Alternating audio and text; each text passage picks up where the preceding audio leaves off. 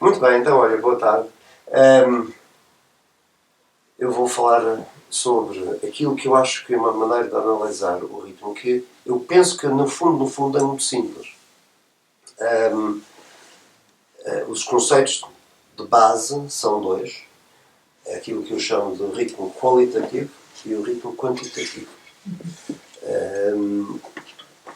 E depois há muitos exemplos que são relativamente simples para analisar, quer de acordo com um tipo, quer de acordo com outro tipo.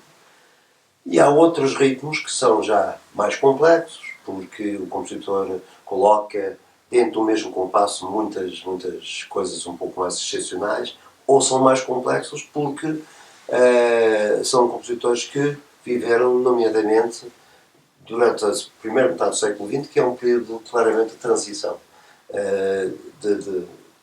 entre estilos, entre linguagens, e muitas vezes há compositores que possivelmente nem eles próprios sabiam disso conscientemente, mas que aplicam uma espécie de mistura de critérios, uns critérios pertencentes ao ritmo que eu chamo qualitativo, outros pertencentes ao ritmo quantitativo, e a mistura, na realidade, faz uma espécie de incompatibilidade, mas é uma incompatibilidade que passa a ser uma característica do período de transição. Portanto, eu vou falar inicialmente eu vou pôr aqui só para QL e o QT, que é o quantitativo, como se fossem os dois. E na realidade há uma espécie de linha entre os dois, onde, quer dizer, na realidade há poucos ritmos que são a 100%, quer um, quer o outro. Mozart seria provavelmente 98 ou 90% qualitativo. Bach é já um pouco menos exclusivamente qualitativo, nomeadamente em obras como a Oferenda Musical. Um Boulez ou até a minha música, em grande parte, é 95% quantitativo, mas há certas peças que têm elementos de qualitativo, e há certos compositores, como o Messiaen e Webern e outros, que se situam muitas vezes alguns ao meio, porque lá está, é a tal período de transição. Então, o ritmo qualitativo o quê é? O ritmo qualitativo é um compasso, é um ritmo que tem um compasso onde cada tempo do compasso tem uma qualidade diferente. Nós temos um compasso tradicional, um compasso 4x4, que nós vamos dizer que é forte, fraco, forte, fraco, forte, assim. É o que é ensinado em toda a parte. E não é que seja errado, mas há mais do que isso. Existe mais do que isso. Porque, na realidade, cada unidade dentro do compasso, binário, divide-se em duas partes, e há uma parte forte e uma parte fraca.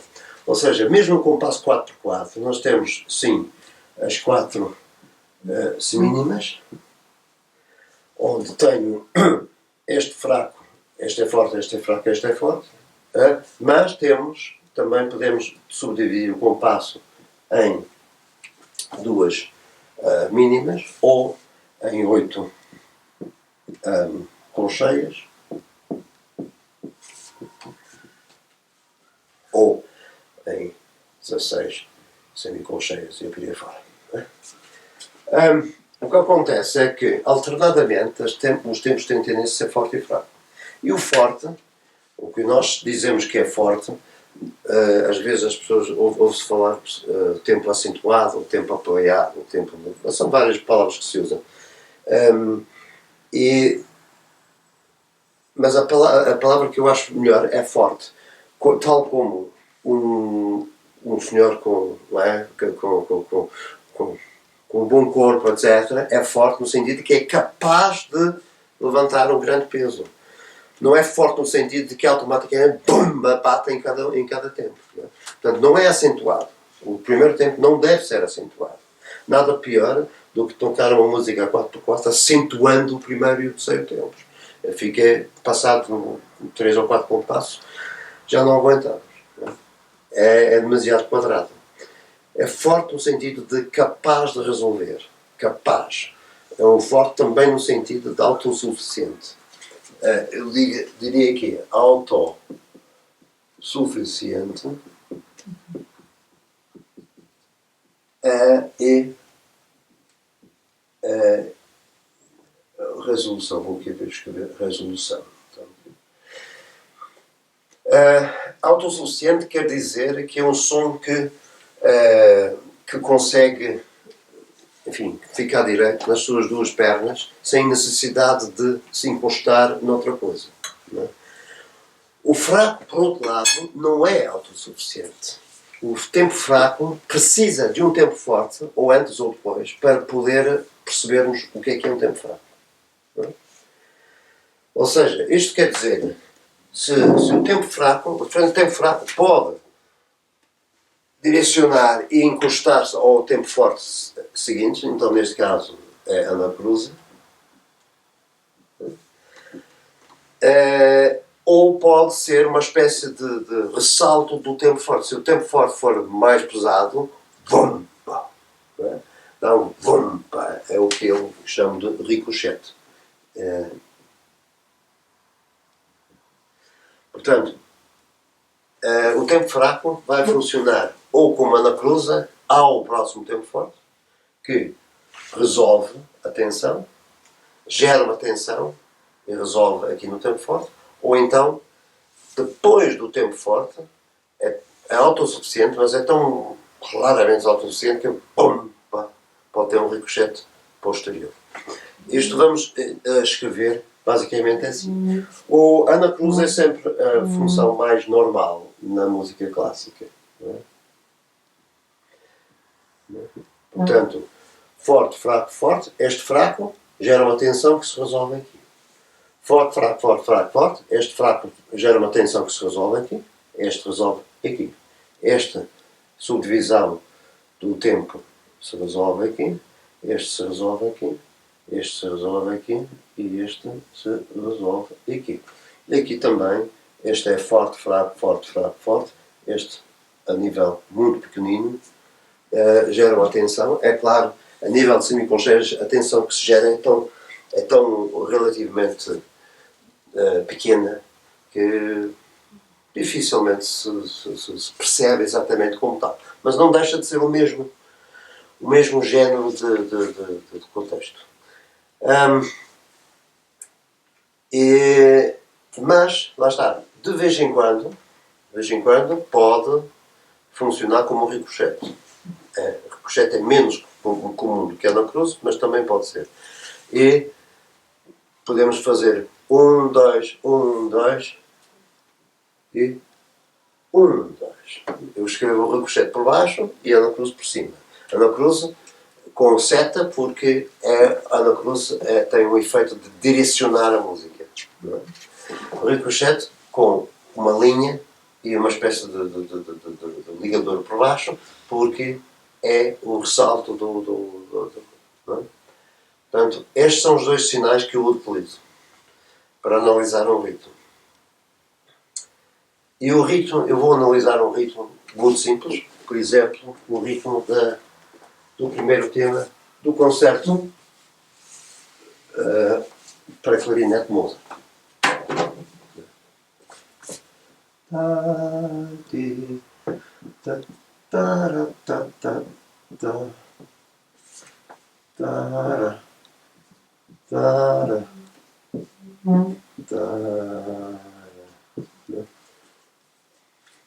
Esta é uma melodia conhecida, mas o que nos interessa neste caso não é a melodia propriamente dita, é o ritmo. Então vamos ver. Vamos ver. A nível de mínima, podemos dizer que qualquer nota do compasso articulada ao meio do compasso A nível de mínima, gera uma espécie de tensão que se resolve no outro tempo seguinte. Esta nota é articulada na segunda mínima do compasso. Esta gera uma tensão que resolve aqui. Esta tem uma pausa, portanto não vamos marcar isto. Esta gera uma tensão que resolve aqui. Esta nota também está na segunda metade do compasso, mas como é o fim da frase e tem uma pausa a seguir, é quase certeza é que se analisa como uma espécie de projeto. É? Tal como a nível de semínima, agora vamos ao mínimo de semínima. Nós vamos ver aqui, no segundo tempo não temos articulação. No quarto tempo não há nenhuma nota articulada. Não é? Há uma nota que está soando, mas não é articulada ali. Esta está articulada no segundo tempo e vai-se resolver aqui.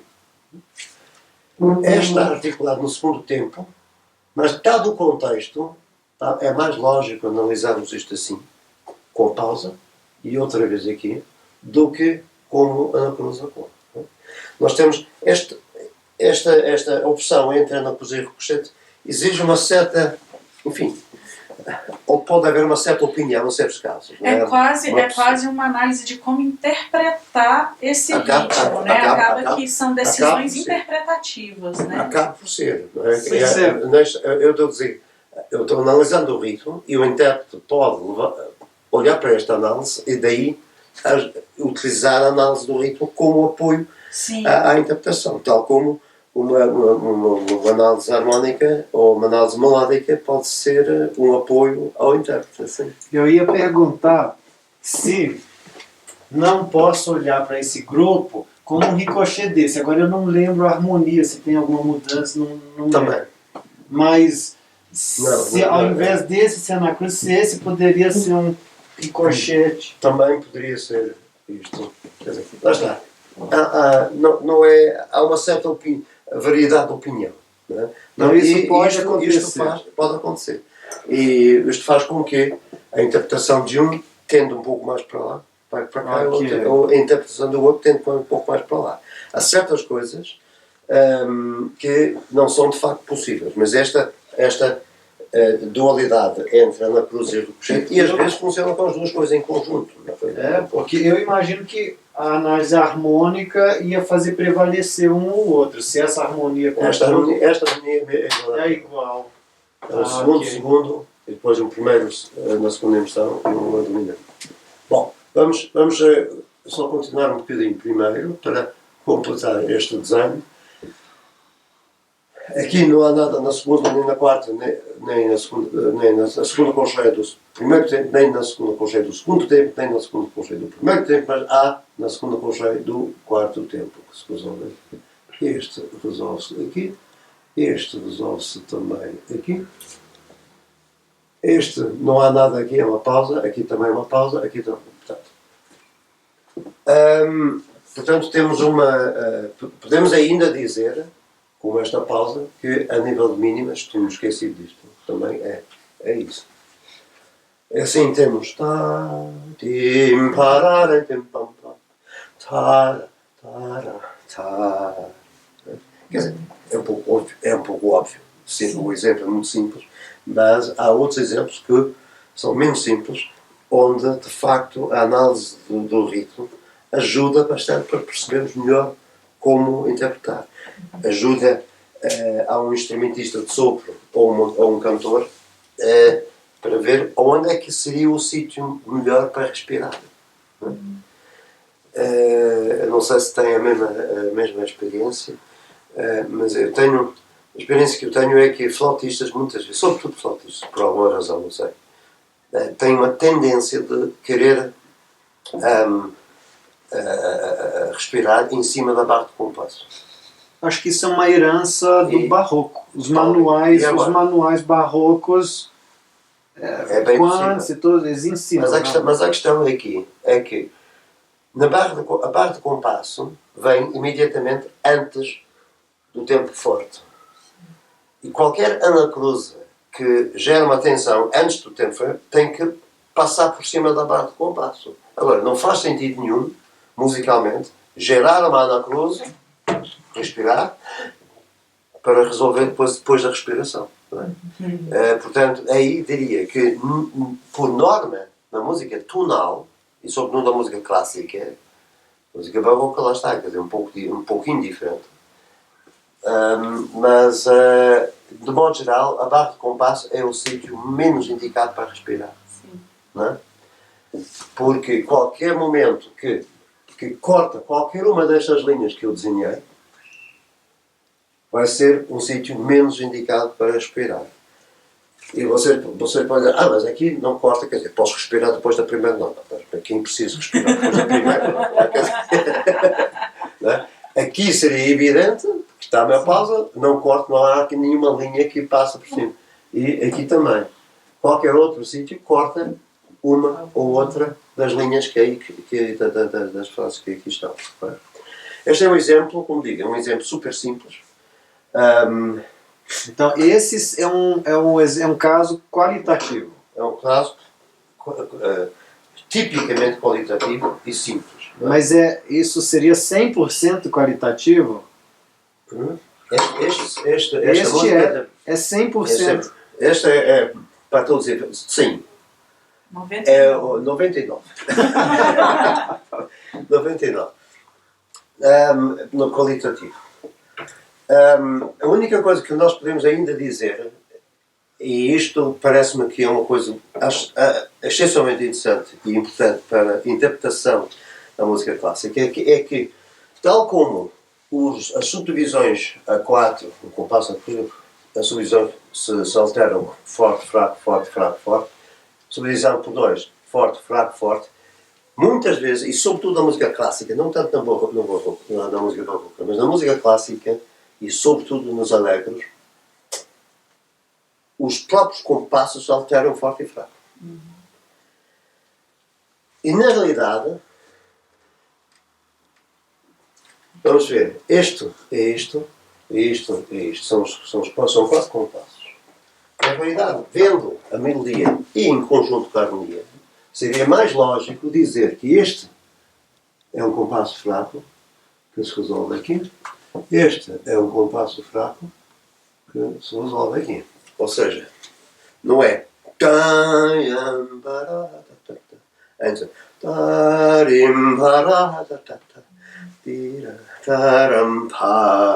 e o peso está aqui e está aqui. Isto cria um certo problema para muitas pessoas, porque este é o primeiro compasso. A música começa aqui. Não é? Está escrito, não é? O compasso está ali e a música começa aqui. E a tendência é sentirmos que o primeiro compasso é sempre um compasso forte. E muitas vezes não é. Neste caso não é. Há uma outra melodia outra melodia também de Mozart, que eu tenho utilizado neste caso.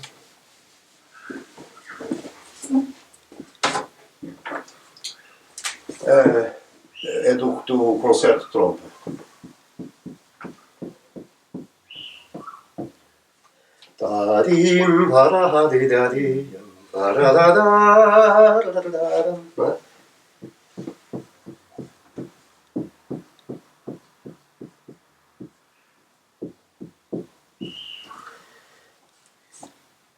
Basicamente é mais ou menos sempre uma coisa, não é? Sempre.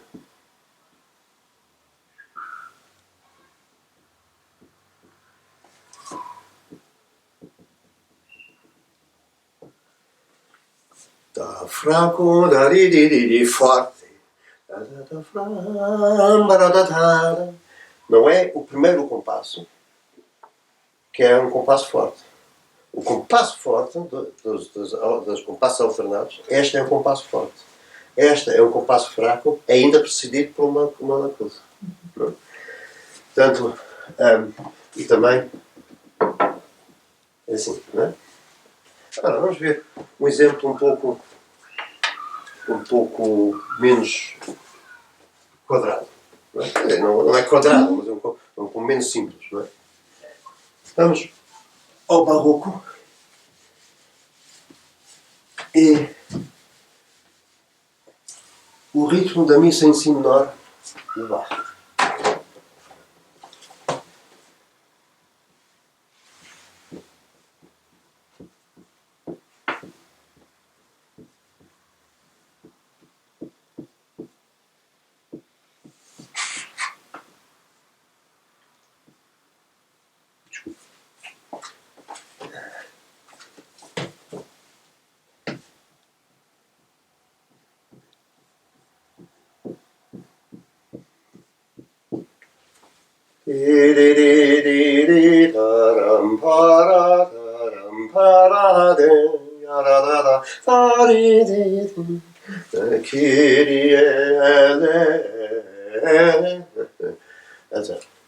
Ora bem, vamos ver o que é que acontece aqui.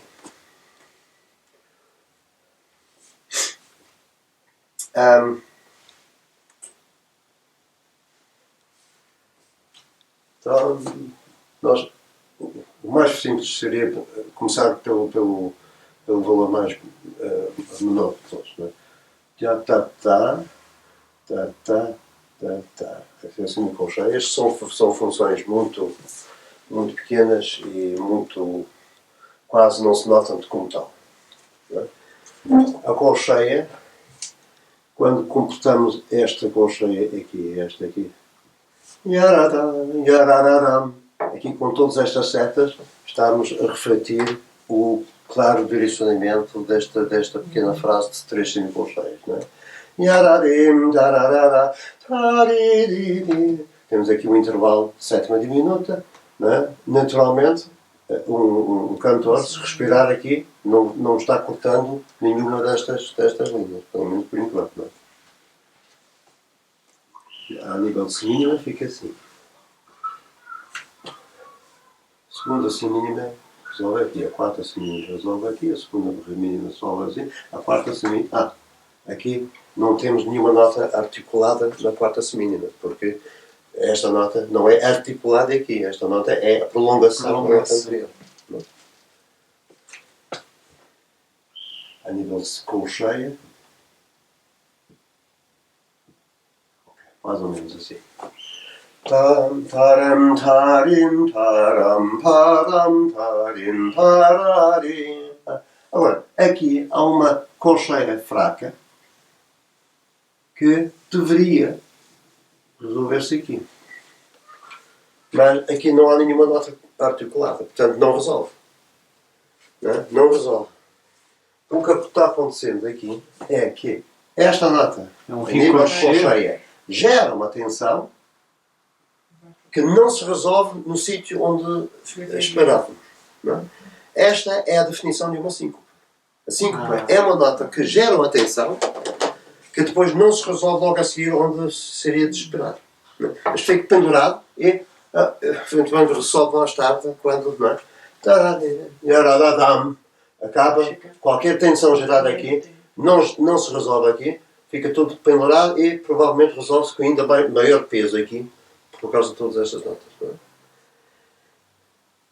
Agora, há um inconveniente de não escrever a melodia mesmo, porque esta nota e esta nota são notas graves, é como se fosse um pedal da dominante. Isto funciona. Tá ligado?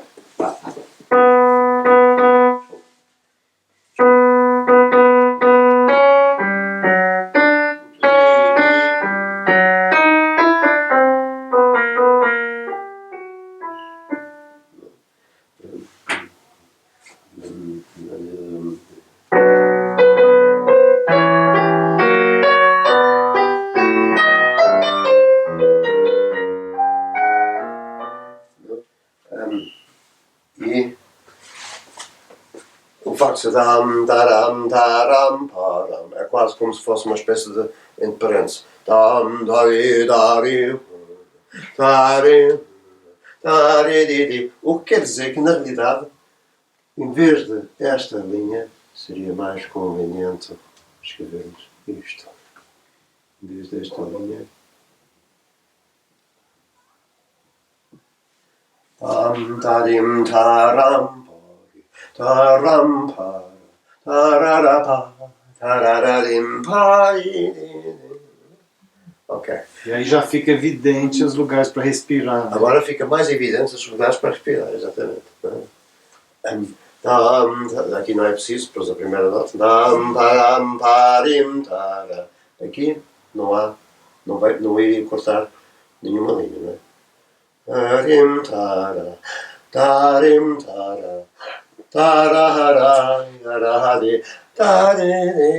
Faz sentido. Né? Faz sentido. Né? Esta é uma linha, é uma música mais complexa. Acontece que depois é uma fuga, não é? E a segunda voz entra aqui. O que estava aqui na primeira voz, no primeiro tempo, está aqui no terceiro. Não faz mal, porque o primeiro tempo é forte, o terceiro tempo não é forte. Está bem, mas, enfim, de acordo com aquele tabela que dizer, o terceiro não é tão forte como o primeiro. Acontece que na música barroca, este é um exemplo, e não é só, mas muitas vezes, quando temos um compasso de 4x4, na realidade, o compositor não distingue entre as duas metades do compasso. Não é? Esta função não funciona a este nível. Não funciona a este nível. Antes, pelo contrário, é como se tivesse, ele faz como se tivesse, mas aqui uma outra barra de compasso aqui, e como se a música funcionasse a 2x4. Não é? Se imaginemos um compasso de 2x4, 1 e 2 e 1 e 2 e 1 e 2 e 1 e 2 e 1 e 2 e 1 e aqui a resposta começa também num primeiro tempo, tal como este começou no primeiro tempo. Aí, muitas vezes, quando ouvimos esta fuga,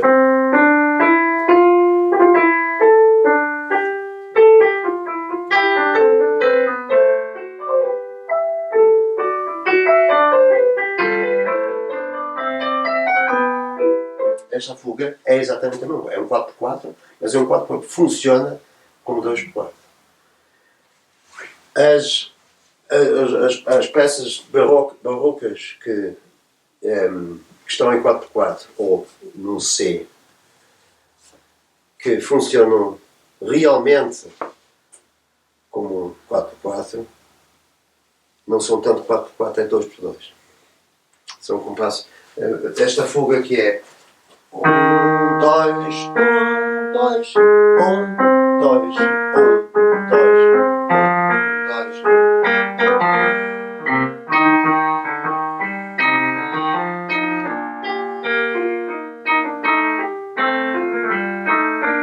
Essa é 1, 2 e 1 e 2 e não é 1, 2, 3, 4, 1, 2, 3, 4. Não é um 4x4, é um 2x2.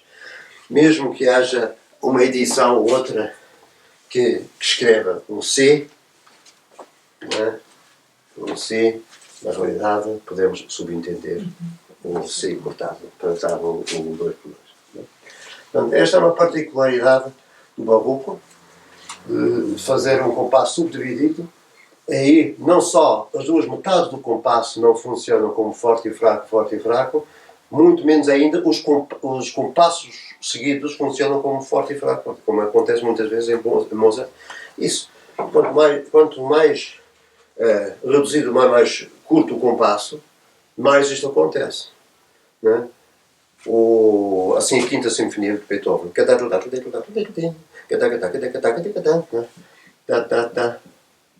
Tá. Ti ti ti ti. Ti ti ti ti. Ti. Patatatão. Etc. Então,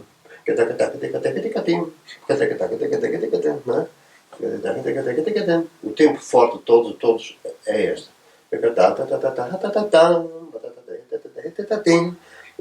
E temos quase um compasso grande de 4x4, 4x2.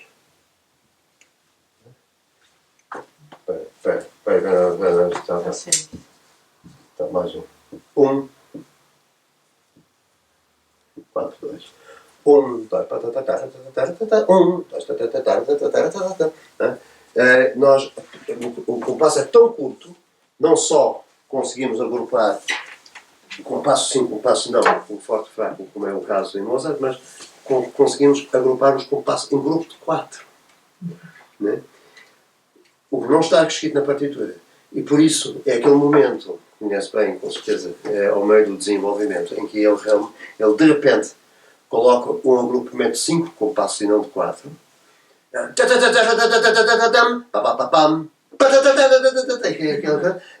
Parece um compasso a mais, parece uma irregularidade.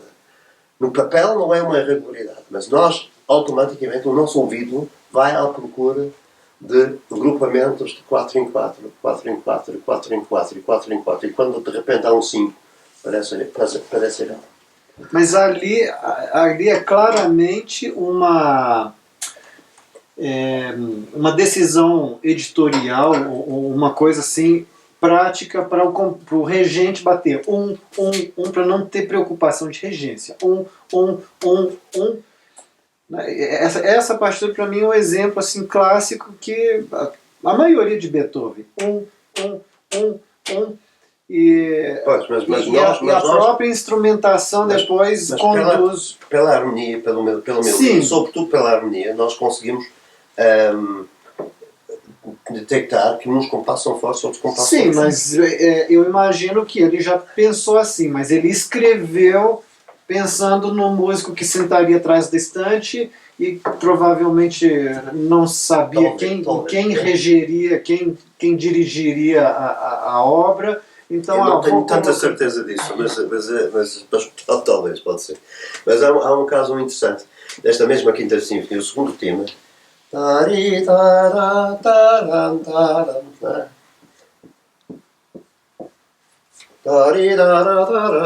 E ligado é bem assim. Mas pela harmonia, nós percebemos que é fraco, forte e fraco, forte.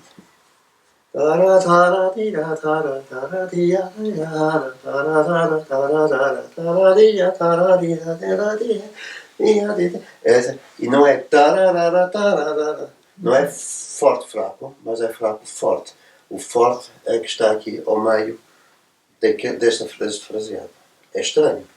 E este tipo de coisa, quem não analisa e que não pense muito no assunto, olha para a partitura assim e pensa que o primeiro compasso é forte. Até por causa da ligadura. Por isso que você acha que não seria esse o caso? Esse é que eu, enfim, que tenho uma dúvida. Enfim, porque já tantos regentes regeram e assim, as experiências que eu tive, assim, as mais confusas é quando o regente começa a mostrar que é um grande 4x2, um grande 3x2. Essas são as regências mais confusas. As que resultam, pelo menos para o conforto do instrumentista que está na estante, quando ele simplesmente faz é o que funciona melhor. Em termos de gesto, é sem dúvida nenhuma. Não é? Em termos de gesto. Mas aqui, ainda em relação a ainda uma coisa. O início da música começa assim.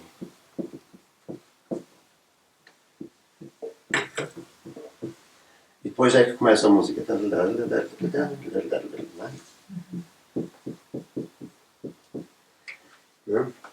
Porquê é que o Beethoven escreve aqui um compasso e aqui 2?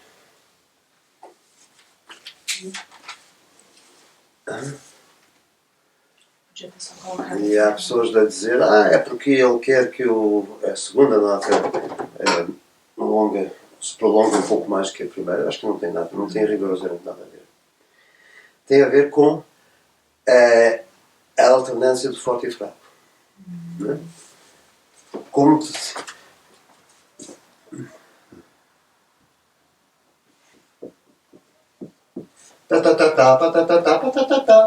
este é forte, este é fraco, este é forte, este é fraco. Se trabalharmos para trás, este é forte, este é fraco, este é forte, este é fraco, este é forte. Portanto, a música não é suposto começar. Tá, tá, mas é posto.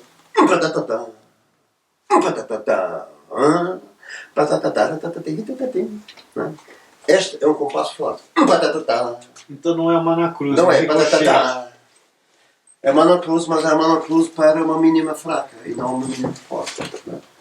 Ou seja, quem toca isto com imenso acento aqui, eu acho que está errado. Porque ao colocar um enorme acento aqui, dá a sensação de que este é um compasso forte. E porque, pelo facto de Beethoven ter escrito é mais esta nota aqui, mais este compasso aqui, eu penso que ele mostra que, assim é que mostra que realmente este é o compasso forte, este é o compasso fraco. Esta nota é para ser ligeiramente desacentuada por comparação com aquilo que muitas vezes se faz. Até porque Batatata, batatati, vem pra cá que eu... é menos pesado, não é? É menos pesado. Bom, há milhares de exemplos que podemos dar e tenho que avançar, senão não saímos daqui antes também.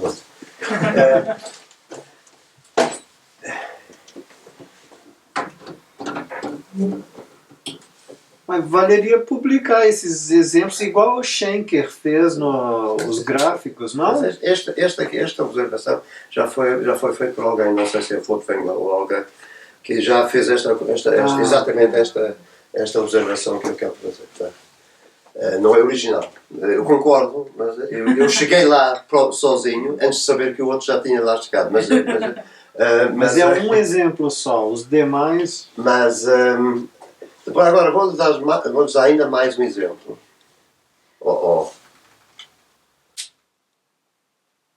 Sim. Quer dizer, o 40º de Mozart.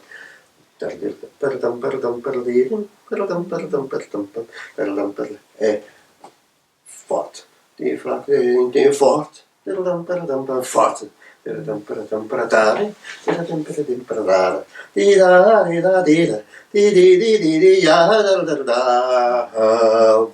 E ele mete dois fracos seguidos. Interrompe a quadratura para chegar àquela cota dominante. Fantástico. Quer dizer, parece por acaso, inspiração. Provavelmente não tenha pensado conscientemente no assunto, mas é o que ele fez. E isso já é um pouco quantitativo, o que ele fez então, ou não? Eu não diria que o Mozart é muito... Este exemplo aqui é muito quantitativo, é muito próximo do quantitativo.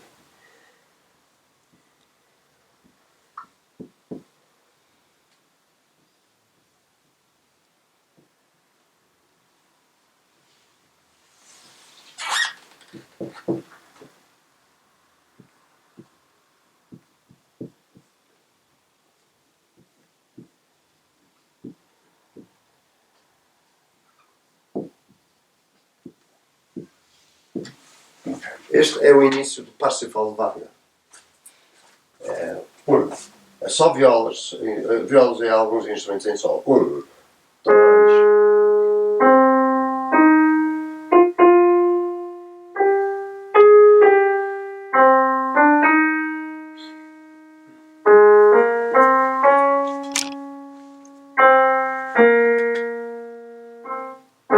Aí é que finalmente percebemos.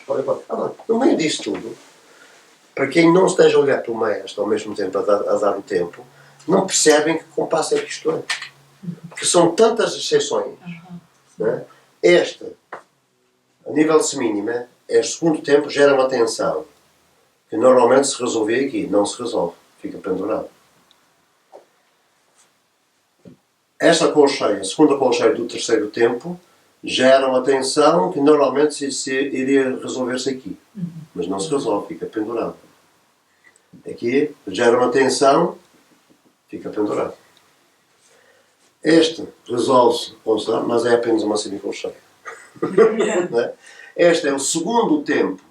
A nível de semínima, gera uma tensão que se iria resolver aqui, mas com a ligadura não se resolve, fica pendurado. Esta é uma colcheia, fica pendurado.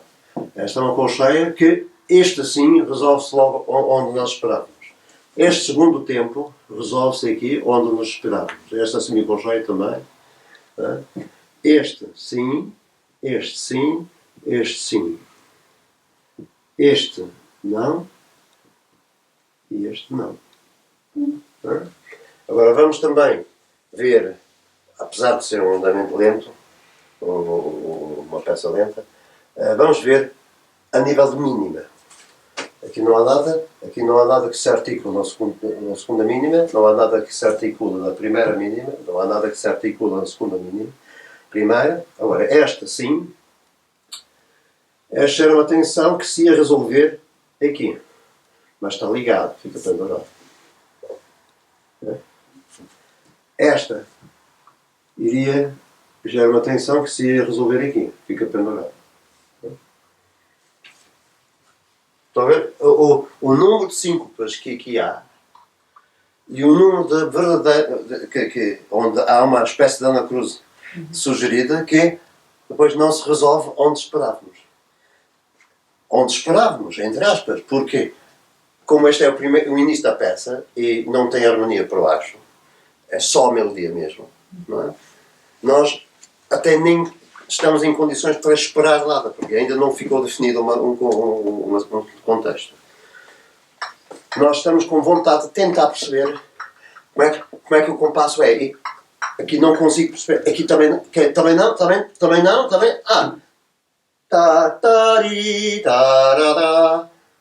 Uma coisa minimamente normal aqui ao meio. Mas depois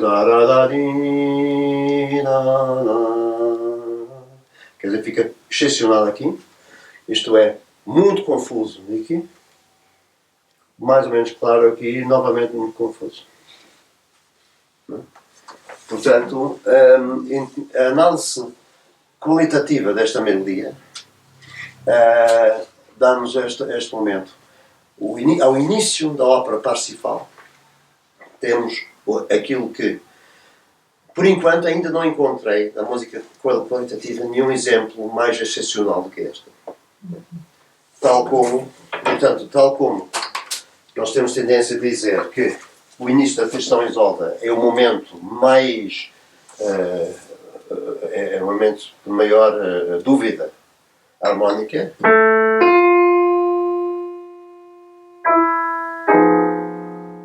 Quer dizer, enquanto não se resolve, este é um grande ponto de interrogação, não é?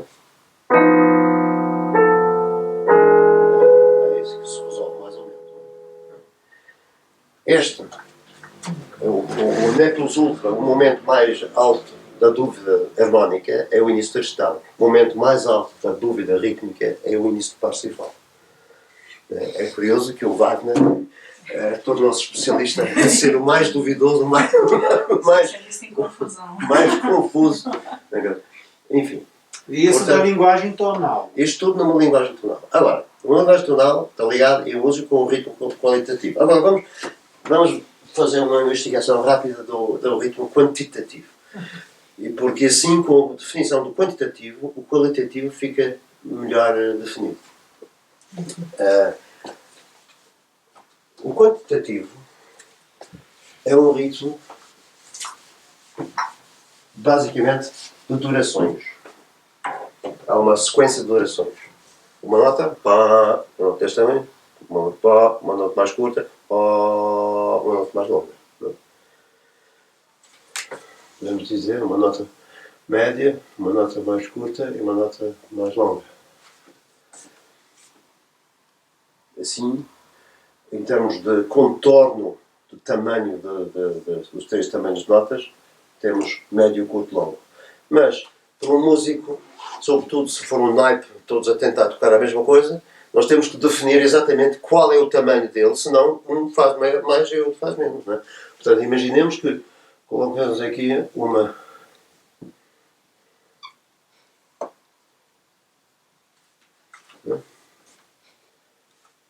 Seria 8 vezes uma unidade de semicolcheia, 3 vezes uma unidade de semicolcheia e assim 16, 17, não é?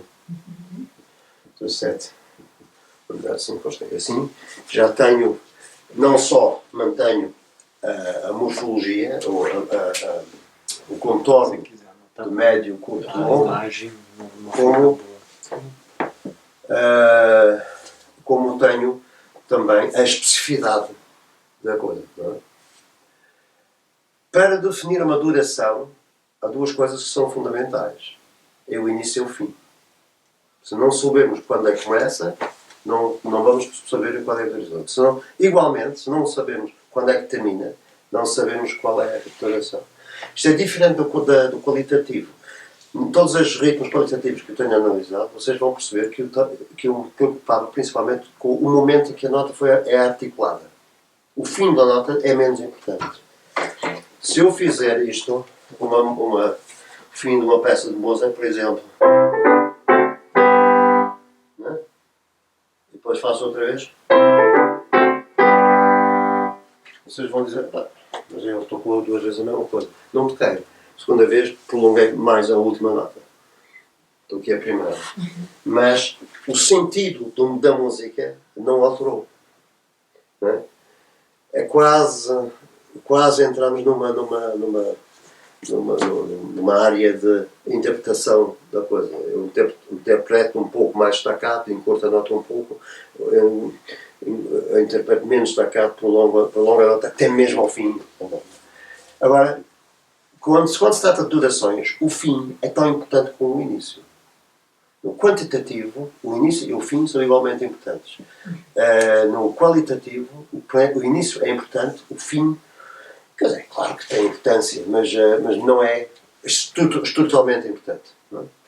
Por isso é que no ensaio de ontem eu estava a dizer que é fundamental que as pessoas acabem a nota onde está escrito para acabar. Porque esta fina duração, e para além do facto que se não acabarmos na nota onde está escrito, geralmente afeta o ataque da outra nota seguinte. Portanto, esta nota, este ritmo, é assim. Se eu escrever este ritmo num compasso de 3/4, por exemplo, vou fazer assim.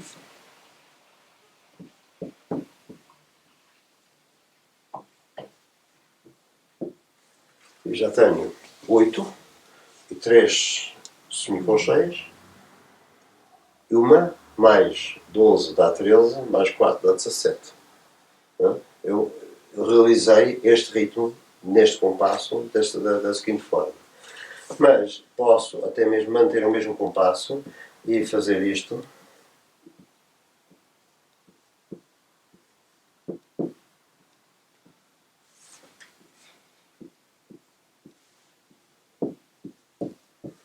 E o ritmo é o mesmo. 6 mais 2 dá 8, 2 mais 1 dá 3, 3 mais 8 dá 11, mais 6 dá 17. Portanto, o ritmo é o mesmo. Ou, digamos, a sequência de durações é a mesma sequência. É claro que o músico e o maestro, entre eles, ou o músico, sente o compasso e faz ta, ti, ta, não? Ou faz ta, pa, ta, não? Mas o efeito sonoro, o efeito do resultado deveria ser igual. Esta nota, vocês dizem, mas não é igual porque esta nota é um tempo flato, este é uma subdivisão fraca. Não há força e fracos. Não há força e fracos. A música quantitativa não há força e fracos. Todos os tempos do compasso são iguais. É só uma questão de poder colocar a duração de maneira que é legível e tocável pelo instrumentista. Eu posso, agora vou. O 17 é uma coisa muito grande. Imagino que eu tenho uma sequência de ritmos que é 5, 5, 4, 1, 8, uma coisa assim já. Tenho, em 2/4 podia fazer 5, 3 mais 1 dá 4, mais 1 e mais 8.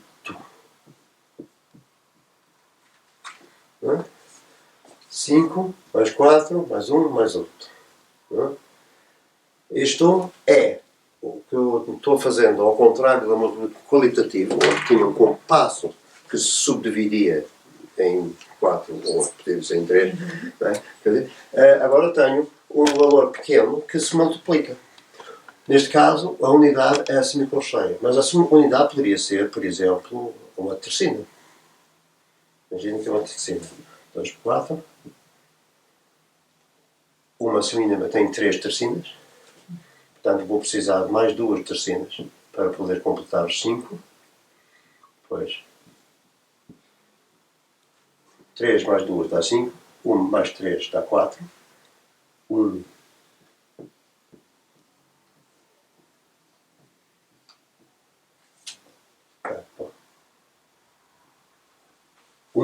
mais 2 mais 6 dá 8. Portanto, aqui tenho exatamente o mesmo ritmo.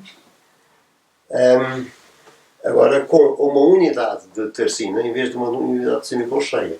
O efeito é igual, ou só ligeiramente mais lento. A não ser que põe um metrónomo diferente.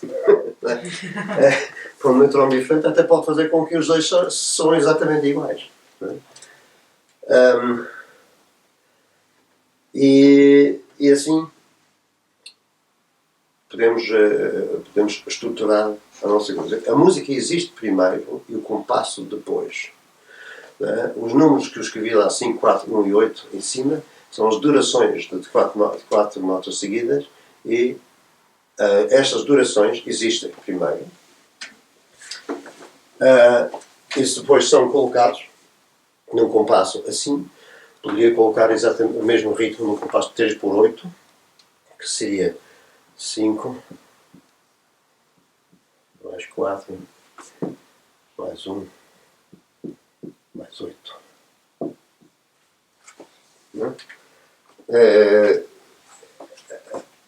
A duração é igual. Em determinado contexto poderá ser mais conveniente escrever isto desta forma. Noutro contexto podia ser mais conveniente escrever desta forma. Isoladamente não há uma grande diferença entre os dois. Não é, nenhum deles é claramente mais fácil que o outro. Mas imagino que depois quero juntar este ritmo com o mesmo ritmo em tercinas. Eu não consigo escrever tercinas de colcheia num compasso 3 por 8. Portanto, vou ter que riscar esta hipótese e escrever este ritmo no mesmo compasso das tercinas. Do ritmo das tercinas, de modo a não ter uma tercina que ultrapassa uma parte de compasso, que é uma chatice. Portanto, o ritmo quantitativo é este. E depois é que, muito rapidamente, tem montes de implicações.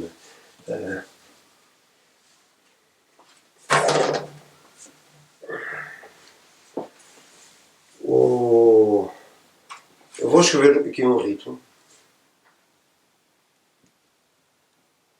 É assim.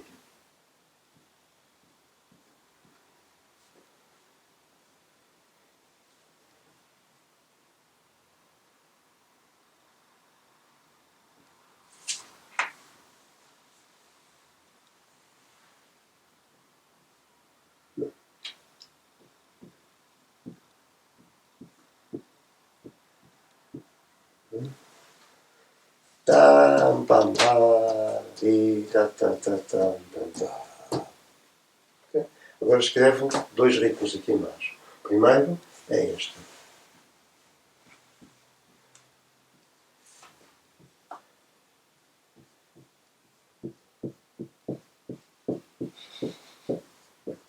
E o outro é este.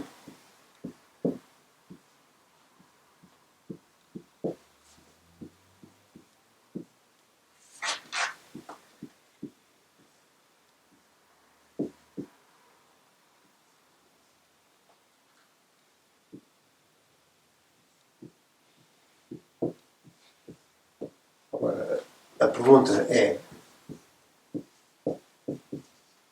dos ritmos A e B, qual é que é mais igual ao X?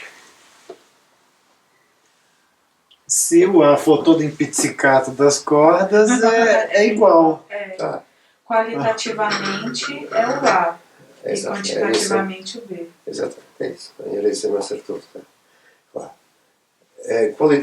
Quantitativamente, o B é rigorosamente igual. As durações são todas absolutamente iguais. Simplesmente é que ficou deslocado no compasso. Mas como na música quantitativa não deveria haver diferença entre o primeiro e o segundo tempo de compasso, não há qualidade forte e fraco, é tudo igual. Portanto, o B é igual ao X, simplesmente escrito de uma maneira diferente. O A é igual ao X, como diz o Zoltan, em forma pizzicato, ou digamos, com uma realização vagamente em staccato. Uma interpretação em staccato. Portanto, isto dá para, acho eu, dá para distinguir mais facilmente o que isto é. Agora, depois já, isto é a versão simples, depois é coisas muito, muito complexas. As peças, nomeadamente a peça mais difícil minha, que eu vou dirigir no próximo concerto da orquestra, que se chama Divertimento. É mais difícil, a pessoa diverte-se melhor quando é mais difícil. Baseia-se, aliás, os dois baseiam-se em números que se derivam desta sequência, que é uma sequência de Lucas, do matemático francês. Mas não é pelas suas qualidades matemáticas, mas é pelas suas qualidades musicais que os utilizo. A minha ideia é que digamos que vamos começar assim. Eu sempre fiquei com a ideia, com horror, da ideia de entrar num ensaio. Está lá os músicos no palco ensaiando, e eu entro ao meio do ensaio e eu teria um horror de não reconhecer eventualmente a minha própria música. Não. Eu quero que a minha música seja reconhecível. Seja reconhecível, não simplesmente porque conhece a peça melhor, mas é que seja que tenha característica. O que é característico? Enfim, a gente fala, por exemplo,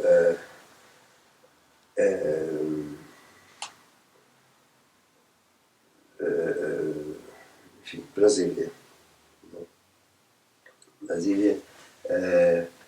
ou este entrequadro, não é? Até deve haver, provavelmente, pois, está lá uma árvore, mas a gente, para caracterizar este comercial aqui, a gente não diria imediatamente que a característica é por se ter árvores. Não é a característica. Existe, mas é uma coisa tão rara e há outras coisas que são muito mais presentes. Presença de muitos carros estacionados. Ok, isto já começa, é uma coisa que é muito frequente e assim caracteriza esta zona. O facto de ter alguns de cada lado, uns grandes blocos que são divididos em lojas e coisas, isto é uma característica. Não é? Agora, não sei, eu não vi suficiente neste comercial agora, mas há certos comerciais, por exemplo, onde a gente entra, já vi que loja sim, loja não, é um cabeleireiro. O cabeleireiro primeiro é. Okay, não, mas não sei. Mas há certas, eu vejo que há certos comerciais que parecem especializar-se numa determinada coisa.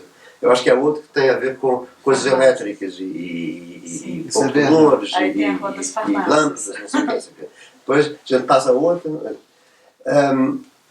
Portanto, o comercial que tem os cabeleireiros caracteriza-se por ter cabeleireiros. Não é? Pode ter um restaurante aí sozinho, metido lá ao meio, mas o restaurante está presente, mas não caracteriza a coisa. Não é? O que caracteriza é algo que acontece com muita frequência e que nós reconhecemos. Não é? Portanto, eu gosto de tentar caracterizar a minha música por escolher um certo limite um número limitado de objetos, fazendo com que estes objetos aparecem com imensa frequência e caracterizam a linguagem. Não é? Por um momento, em termos de semitons, este seria um semitom, este seria uma terça menor. Isto é uma terça maior, uma quinta justa, não é? Uma sétima maior, uma 11ª aumentada, etc. Estes intervalos caracterizam. Eu vou entrar num concerto, está lá a orquestra a ensaiar uma coisa, está ao meio de uma frase. Não é? Posso não reconhecer exatamente aquele momento, mas eu vejo, característica esta. Isto é a minha característica. Não é? Mas eu também faço isto a nível de ritmo. Eu trabalho muito com uma unidade de base de colcheia e não de semínima. Ou seja, alguns vão perguntar porque é que não utiliza a semínima, porque é que utiliza a colcheia. É muito simples. Se eu tiver uma música escrita, imaginando em 4x4, toda assim, com 11 semínimas. Mas eu quero mostrar ao executante que, na realidade, os primeiros 7 deles estão ligados e formam uma frase e os outros 4 formam outra. Eu posso escrever isto. Não é? Posso. Ou posso escrever uma coisa tracejada assim, não é? Mas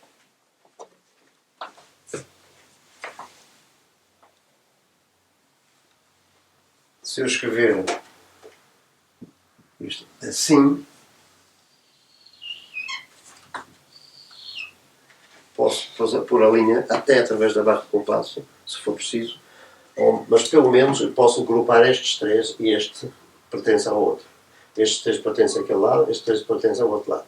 Isto independentemente das ligaduras ou arcadas ou outras coisas que eu quero colocar, não é? Posso fazer uma coisa. Agora, se eu tiver uma ligadura grande e depois ainda a sobreposição de informação é muito grande. Portanto, a razão fundamental é esta. E eu gosto de utilizar isto como uma das unidades que eu posso multiplicar por 3, ou por 4, ou por 7, por exemplo, aqui, ou por 11. Também a outra unidade menor é isto dividido por 3.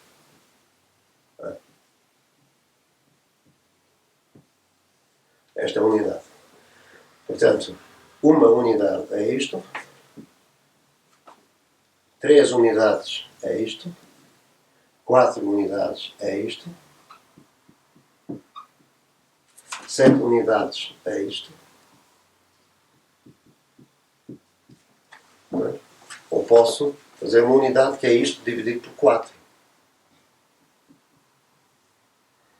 Uma unidade é isto, 3 unidades é este, 4 unidades é este,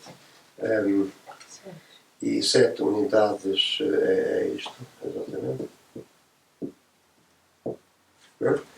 Agora, você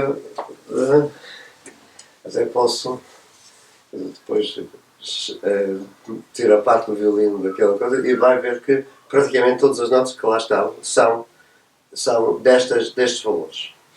São destes valores. Depois até também posso tirar um grupo destes, e como acontece muito nesta peça, que é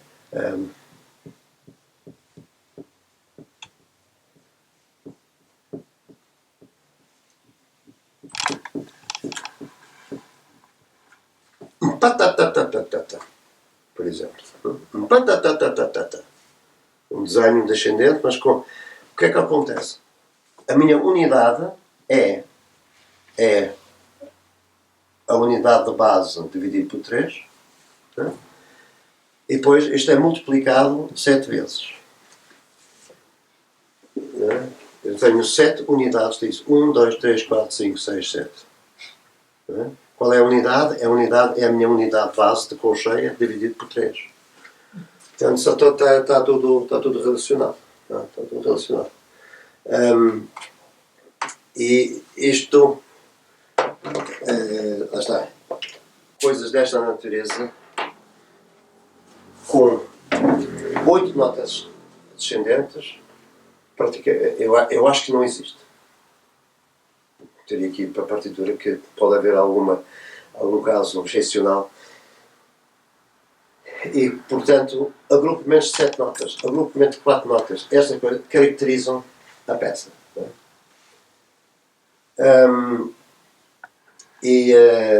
Mas o que é verdade, é evidente, é que com todas estas preocupações, não são cálculos propriamente dito, quer dizer, podem parecer cálculos neste momento, mas muito rapidamente a pessoa começa a lidar com essas coisas com tanta facilidade que não são cálculos, não são. Mas é claro que nenhuma destas notas, esta nota é tão forte ou fraca como esta. Como esta, como esta, como esta. São todas iguais. São 7 notas iguais, por acaso se inserem naquele momento, por comparação com o tempo que o mestre está dando.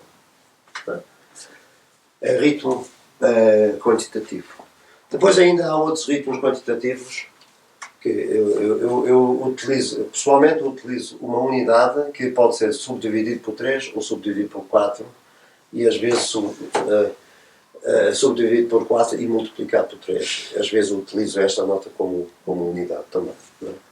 O que é curioso é que em todos estes este valor está sempre presente.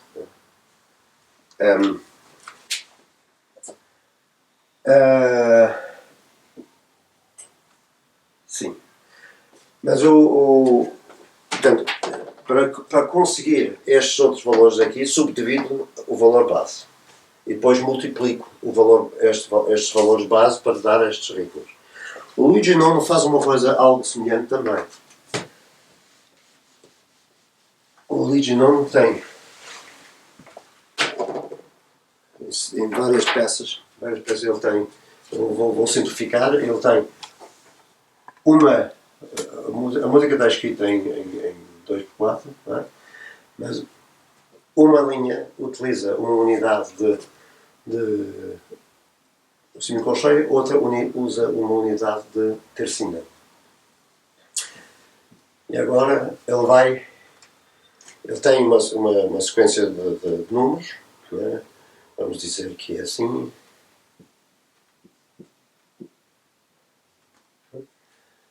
Ele vai agora escrevendo estes números, utilizando estas unidades, da seguinte forma. Vamos começar aqui 3. 3 aqui. 8 aqui.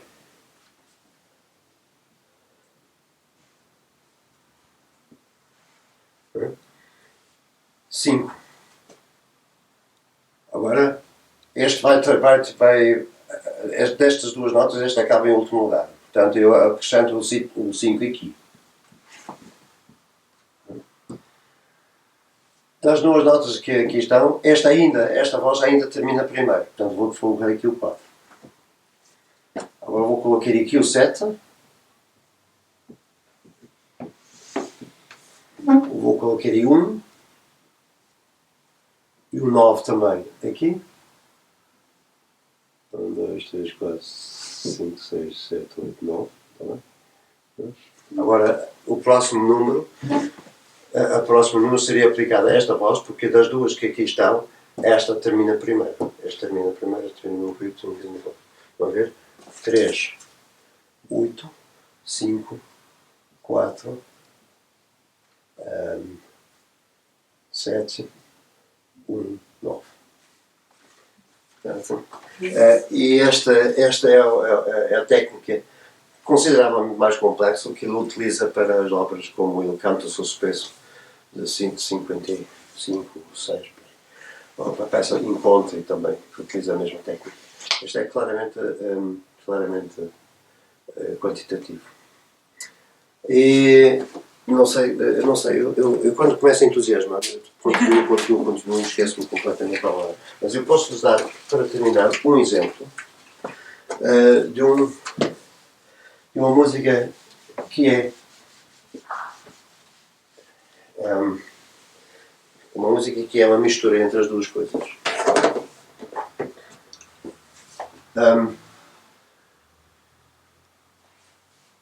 Vou-lhes dar um exemplo. Eu costumo dar um exemplo nesse ano, mas eu vou dar aqui hoje um exemplo que é uma imitação de verbo. O verbo tem um ritmo que é mais ou menos uma coisa desta natureza.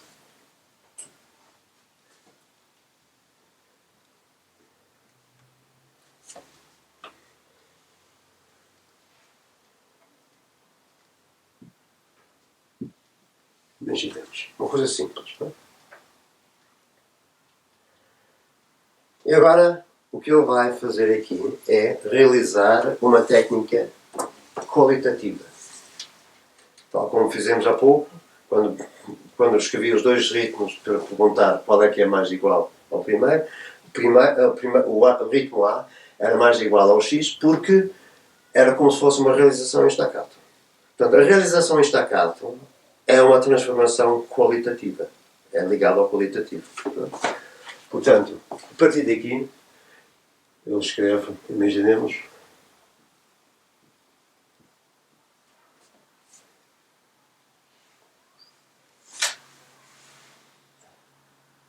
não, está bem.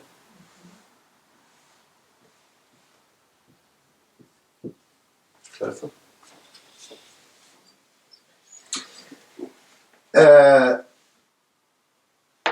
Estas notas, eu acrescentei a pausa, mas basicamente isto corresponde àquilo, isto corresponde àquilo, esta é uma pausa nas duas, isto corresponde àquilo, isto corresponde àquilo. Agora o que ele faz é um segundo passo no processo. Este processo era qualitativo. Agora ele faz um processo quantitativo, que é fazer a retrogradação. Ele lê de trás para a frente.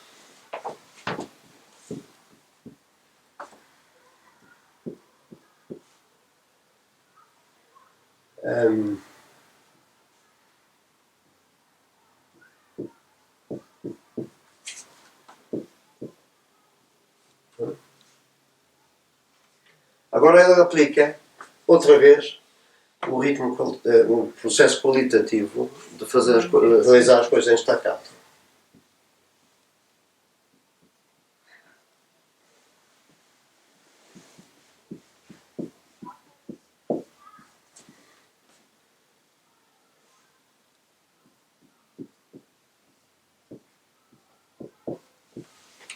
Agora, trás para a frente.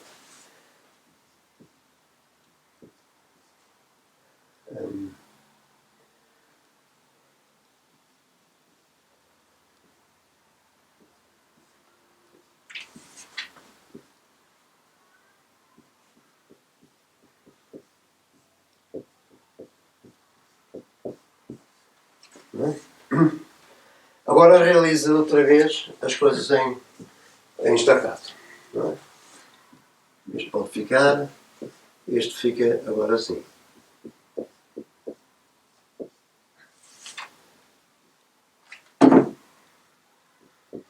Pode ficar.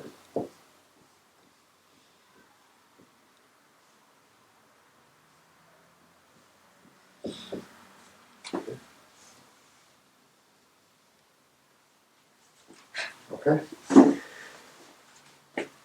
Portanto,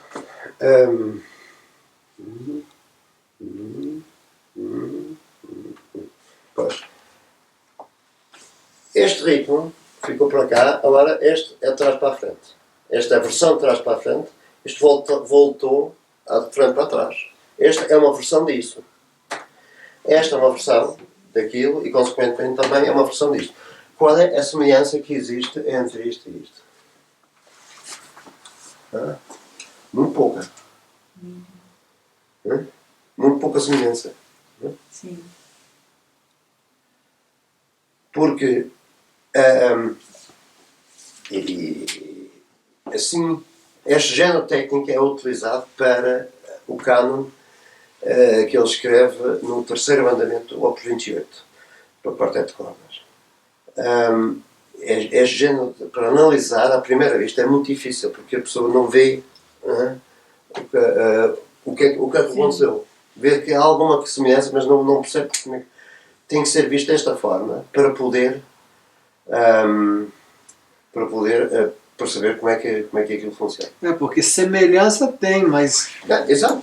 Sem os passos, sem os passos intermediários, parece que é assim, é aproximação. Claro. Parece que ele é mas está vendo é que há uma certa falta de lógica de misturar os dois tipos. O processo qualitativo e depois a retrogradação, que é o processo quantitativo, realização em staccato, que é um processo qualitativo, e por aí fora. Não é? Portanto, a alternância de processos ligados a dois tipos diferentes cria uma espécie de inconsistência que é típico deste período. Este peça foi escrito em 36, acho, 1936. O Messiaen também no Quarteto pelo Fim dos Tempos também tem uma coisa muito semelhante. Ele tem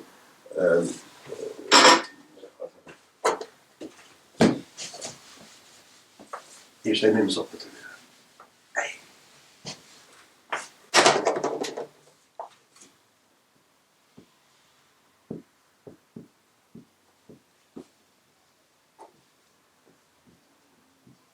Ele tem uma ideia de base.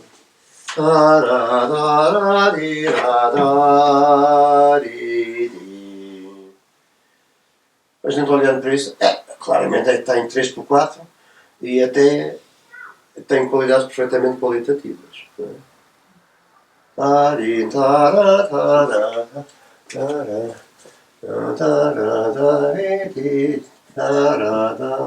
Uma coisa assim desta, talvez assim, não sei. Mas é Ana Proust para lá, claramente. Ana Proust, ritmo qualitativo. Mas ele tem uma técnica que ele chama de valeur ajoutée, que é acrescentar um pequeno valor para irregularizar o ritmo original. Não é? E ele, a esta melodia, vai acrescentar uma semicolcheia, uma outra semicolcheia e uma colcheia. Não é? O que, na sua totalidade, corresponde a uma semínima no tom. Não é? Ele vai aqui acrescentar uma semicolcheia. Ele vai dividir isto em duas partes e vai ao meio inserir uma semicolcheia. E ele aqui vai aumentar esta nota pelo acréscimo de uma colcheia. Agora o ritmo resultante é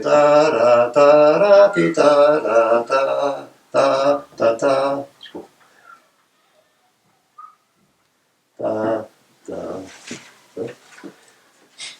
Mas imagine que tenho um quarteto de 4 músicos que estão tentando fazer um contraponto, lendo isto neste compasso. É uma confusão. Dentro de pouco tempo ninguém se entende. E o Messiaen também percebeu isso. Portanto, ele disse: bom, eu, com o meu ritmo qualitativo, irregularizei com esta técnica, e agora, já que está irregularizado, para facilitar a leitura, eu vou reescrever este ritmo com critérios quantitativos.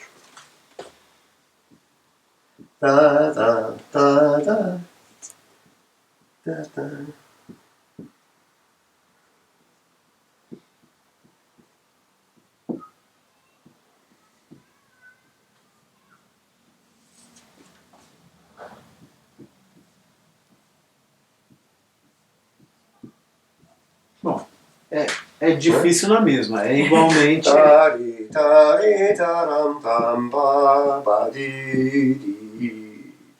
Pelo menos as subdivisões estão, e o maestro, quer dizer, não há maestro, é um quarteto, mas o quarteto pode sentir uma pulsação, não é, de base, que é regular, em relação ao qual todas as irregularidades são calculados. Fazer um contraponto a 3 ou 4 vozes com ele, cada um com ritmos diferentes dentro de um compasso deste, é um pesadelo. Seria um pesadelo. Na verdade, assim, na hora de interpretar, a gente escolhe a menor figura e canta ela. Então fica 1, 2, 1, 2, 1, 2, 1, 2, 1, 1, 2.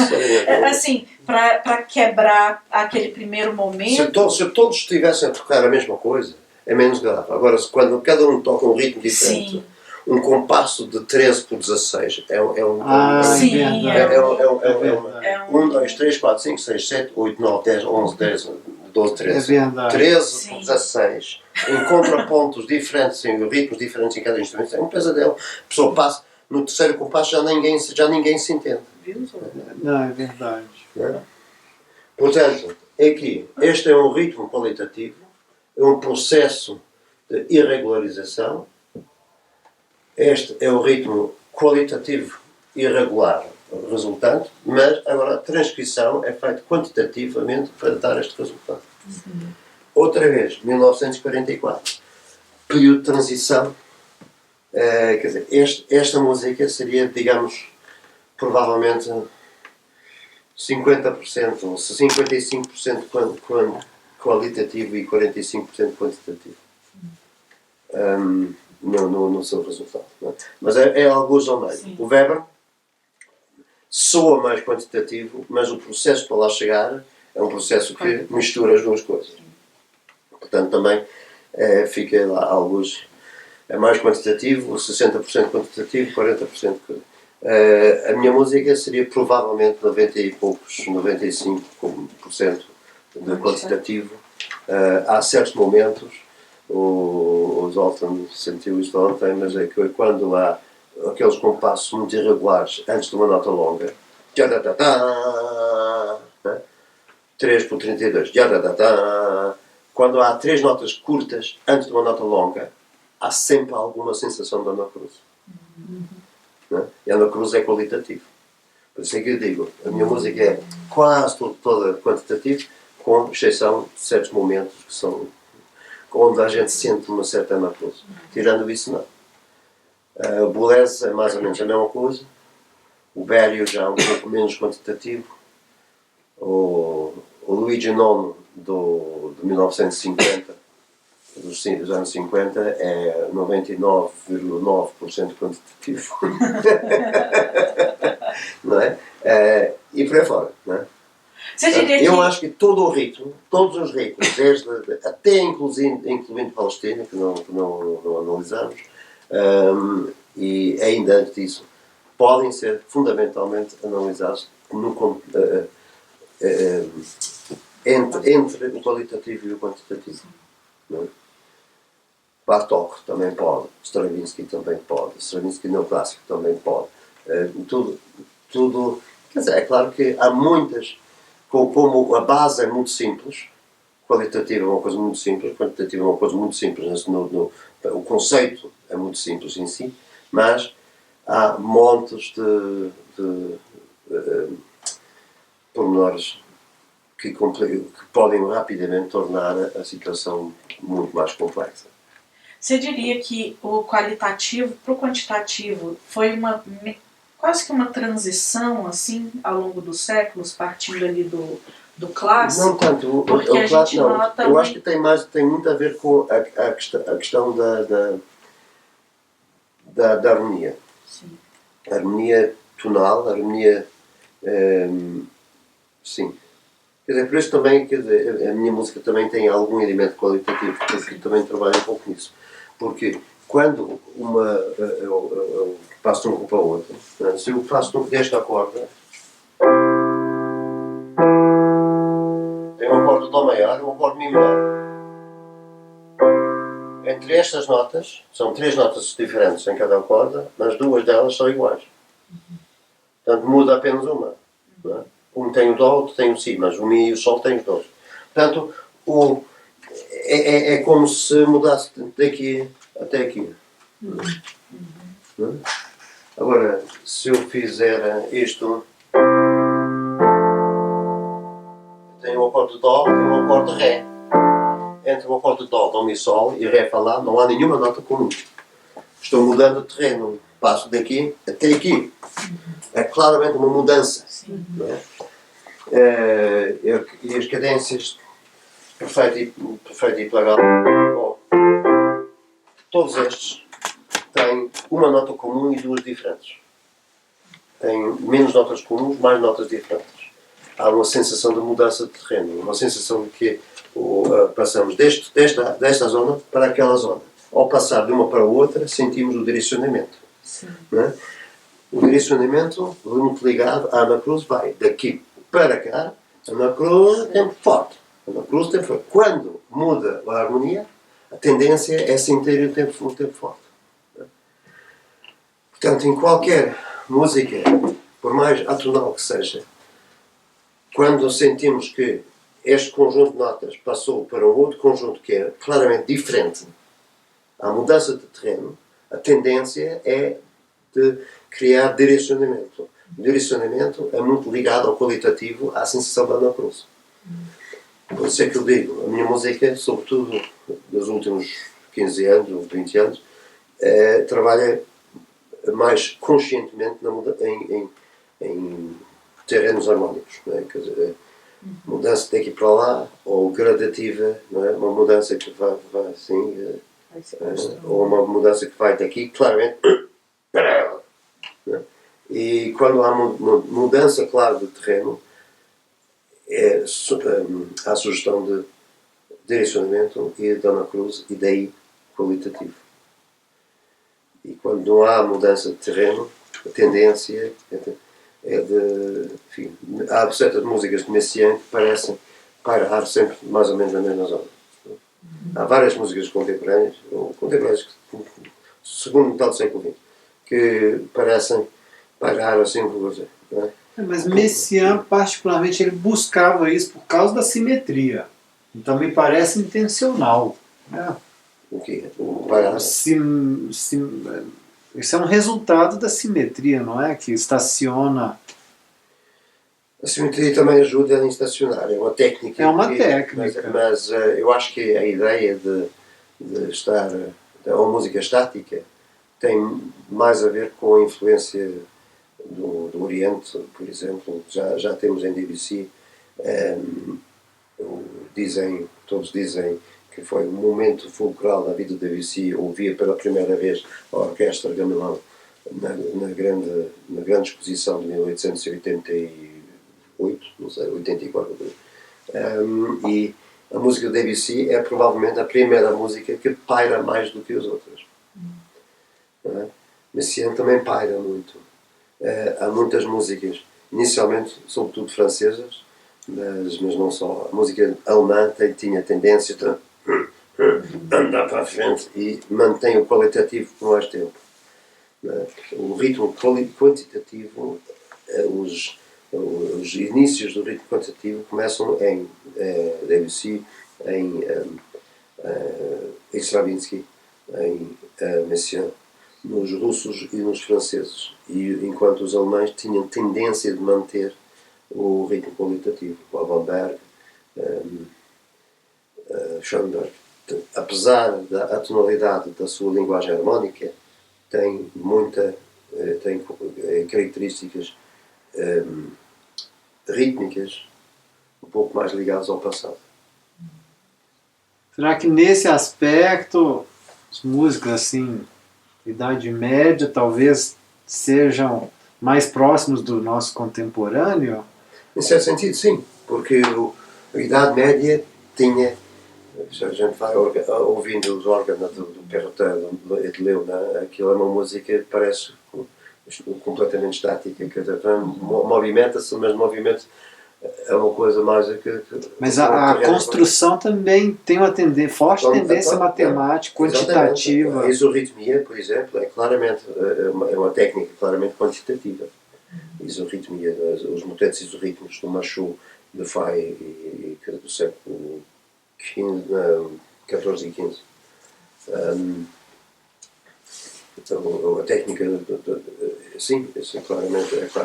E aí tem razão, tem toda a razão. É mais ligado. Machaut é mais próximo do Messiaen do que Mozart e Messiaen. Em muitos sentidos, rítmicamente, pelo menos. Enfim, isto é, digamos, a exposição de base. Depois é que para perceber cada vez melhor seria necessário analisar muitas obras diferentes para ver características diferentes. E aí também, muito rapidamente, podemos detectar características de compositores que não são características nem melódicas nem harmónicas, mas são características rítmicas. Mas quando a pessoa não analisa o ritmo, nunca chega a definir qual é. Há uma peça do Liszt que começa assim. A sonata do Liszt começa assim. 4/4.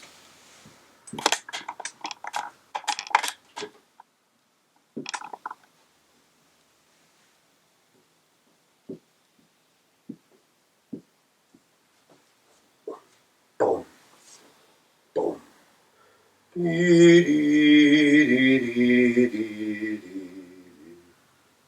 Bom. Bom.